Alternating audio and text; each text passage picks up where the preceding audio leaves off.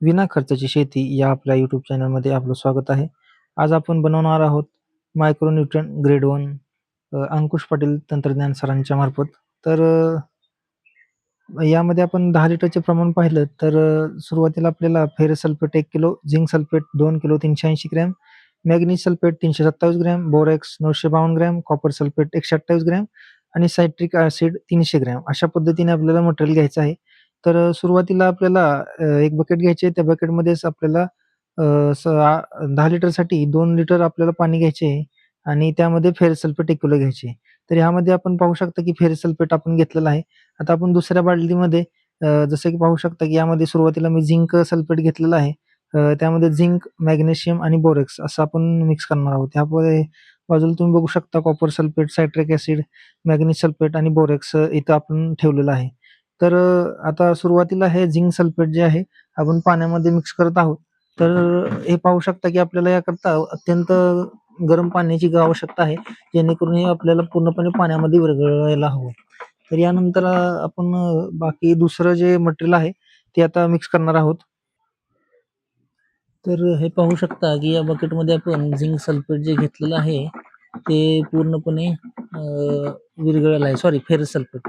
तर यानंतर आपण दुसरी बादलीकडे जाणार आहोत. त्याला चांगलं पूर्णपणे विरघळवून घेत आहोत, जेणेकरून आपलं मायक्रोन्यूट्रंट उत्तमरित्या तयार व्हायला हवं. तर आता दुसरी बादली बघू शकता की हे झिंक सल्फेट आपण यामध्ये टाकलेलं आहे. तर हे बघू शकता की हे पाणी अत्यंत गरम आहे, त्यामुळे याचे बुडबुडे येत आहेत. आपण बघू शकता. त्याला चांगल्या पद्धतीने हलवायचं आहे आपल्याला.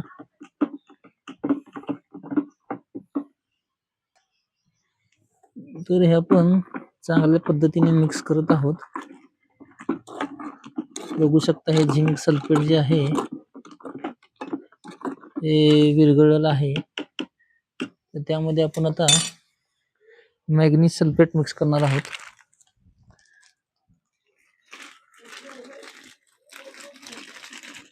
मॅग्नीज सल्फेट आपण यामध्ये मिक्स करत आहोत.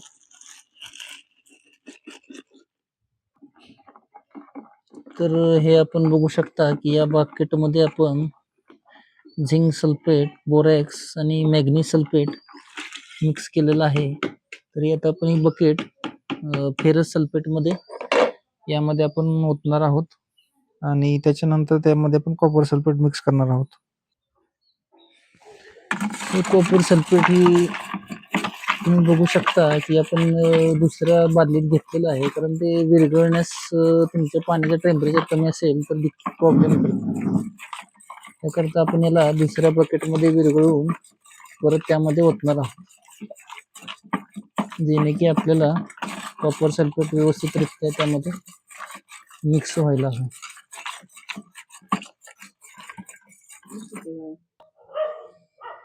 हे आपण सर्व मटेरियल यामध्ये मिक्स केलेलं आहे.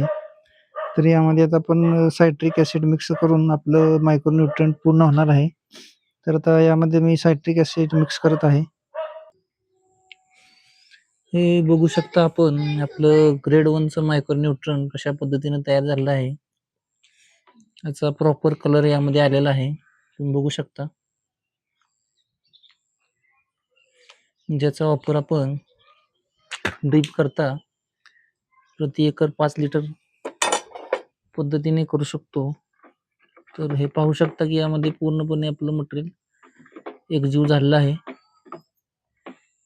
तर हा मायक्रोन्यूट्रन ग्रेड 1चा व्हिडिओ होता. तरी सर्वांनी जास्तीत जास्त शेअर करून चॅनलला सबस्क्राईब करावे.